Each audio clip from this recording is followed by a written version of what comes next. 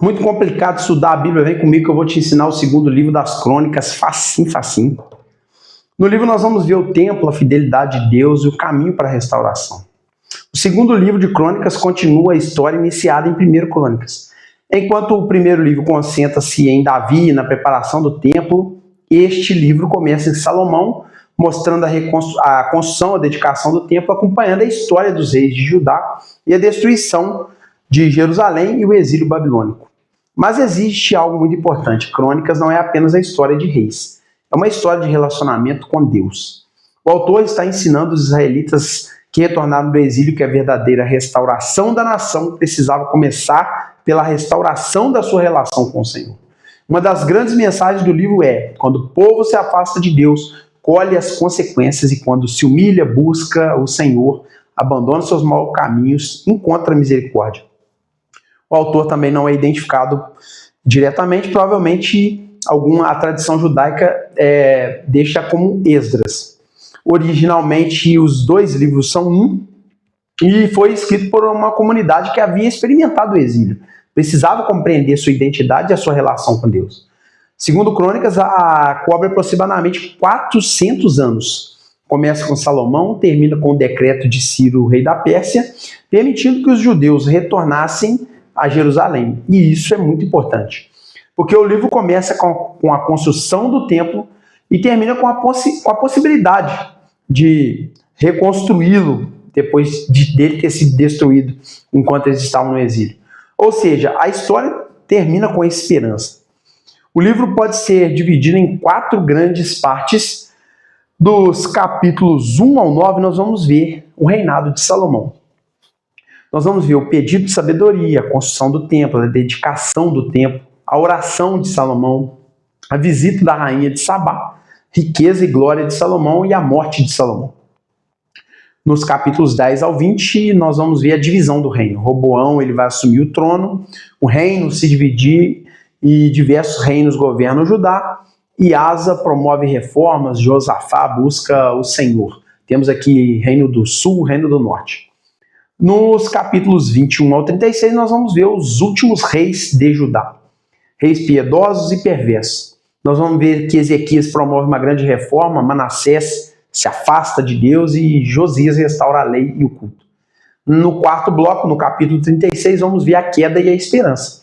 Jerusalém é destruído, o templo é queimado, Judá vai para o exílio, Ciro autoriza o retorno.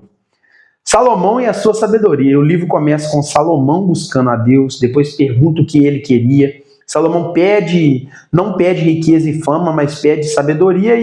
E aqui encontramos uma grande lição. A melhor coisa que podemos pedir a Deus é aquilo que nos torna capazes de cumprir o nosso propósito. Nós vamos ver a construção do templo. O grande acontecimento é a construção do templo. Salomão transforma em realidade aquilo que Davi havia preparado. O templo se torna o centro da adoração de Israel. Quando os sacerdotes terminam o seu ministério, a presença de Deus se manifesta de maneira extraordinária. Conforme está em 2 Crônicas 7:2, os sacerdotes não puderam entrar no templo, pois a glória do Senhor o encheu. A mensagem era clara. O templo não era grande porque era uma construção magnífica, era porque representava a presença de Deus. Nós vamos ver na dedicação do templo Salomão fazendo uma longa oração, ele reconhecendo que Deus é fiel à aliança, mas também pede que quando o povo pecar e depois se arrepender, que o Senhor ouça suas orações. Isso prepara o caminho para um dos versículos mais conhecidos de todo o livro. 2 Crônicas 7:14. Deus responde a Salomão: então, se meu povo que se chama pelo meu nome se humilhar, orar, buscar a minha presença, abandonar os seus maus caminhos, eu os ouvirei do céu, perdoarei os seus pecados e restaurarei a sua terra. Na sequência, nós vamos ver a humilhação, a oração, a busca, o abandono dos maus caminhos. Então, Deus ele perdoa e restaura verdadeiramente. O princípio não é simplesmente orar para receber bênçãos. É arrependimento e restauração da comunhão com Deus. Nos reis de Judá, nós vamos ver no segundo livro das Crônicas, ele vai concentrar a sua atenção no reino do sul, Judá. Existe um padrão interessante. Quando o rei busca o Senhor, há restauração. Quando abandona o Senhor, há declínio. Isso demonstra que a liderança espiritual ela possui consequências para toda a comunidade. Asa começou muito bem. Removeu ídolos, chamou o povo de volta ao Senhor, Confiou em Deus diante de uma grande ameaça militar, porém mais tarde passou a confiar em alianças humanas. Sua história ela vai mostrar que um bom começo não garante um bom final. Nós precisamos permanecer fiéis até o fim. Josafá, ele também é um outro exemplo de rei que buscou o Senhor. Quando Judá foi ameaçado por inimigos, ele declarou: não sabemos o que fazer, mas esperamos que o Senhor nos ajude, segundo Crônicas 20:12. Essa frase é poderosa.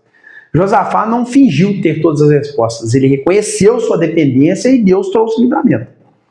Ezequias, ele vai promover um dos maiores reformas espirituais do livro. Reabre o templo, remove idolatria, restaura o culto, convoca sacerdotes e levitas, convida o povo a voltar para o Senhor, e a sua história demonstra que uma liderança comprometida com Deus pode promover uma verdadeira transformação espiritual.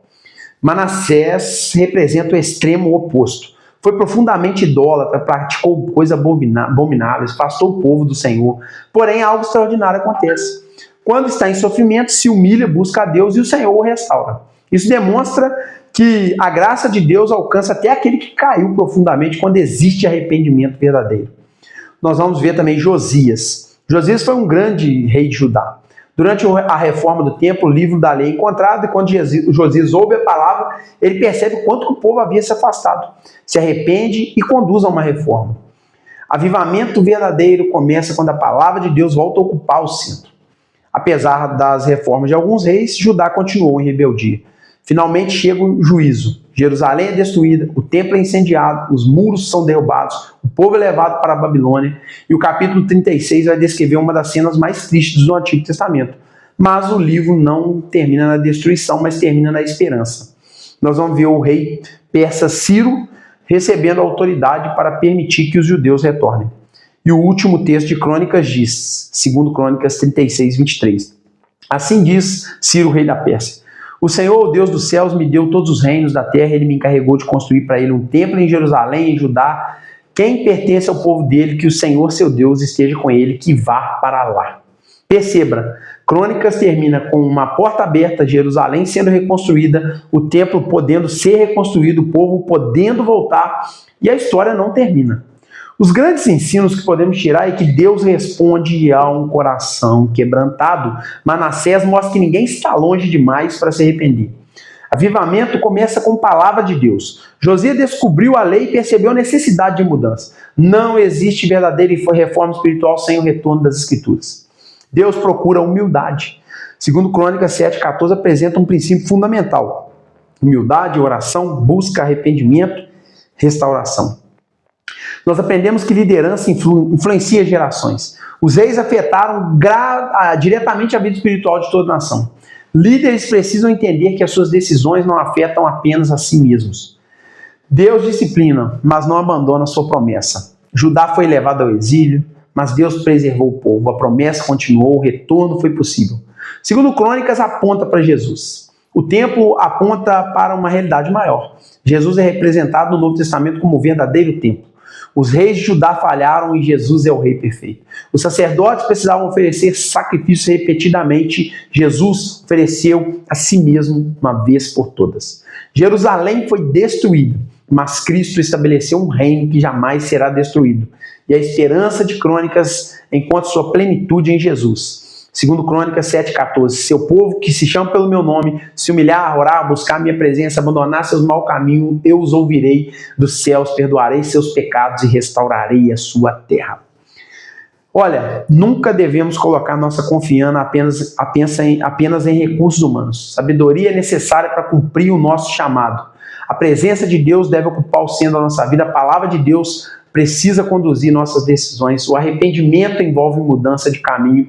Deus pode restaurar pessoas que caíram profundamente. Uma geração deve preparar o caminho para outra. Mesmo depois da disciplina, Deus continua sendo fiel às suas promessas. Em Cristo encontramos o verdadeiro rei, o verdadeiro templo e a verdadeira esperança. Para concluir, segundo Crônicas começa com Salomão construindo o templo, termina com Ciro autorizando sua reconstrução, começa com glória, passa pela idolatria, chega ao juízo, termina com a esperança. Essa estrutura nos ensina algo extraordinário. O fracasso humano não consegue destruir a fidelidade de Deus. Judá pecou, Jerusalém caiu, o templo foi destruído, o povo foi levado para a Babilônia, mas Deus continuou conduzindo a história. E séculos depois da linhagem de Davi, nasceu Jesus Cristo. Por isso, segundo Crônicas, não é simplesmente a história dos reis que passaram, é a história de um Deus que permanece. E a pergunta que ele deixa para nós é: quando percebermos que nos afastamos de Deus, teremos humildade para voltar a buscar a sua presença e nos desviar dos nossos maus caminhos? Se você gostou desse vídeo, deixe seu comentário, me siga também nas redes sociais, TikTok, Facebook, Instagram. Que Deus abençoe sua vida poderosamente no nome de Jesus.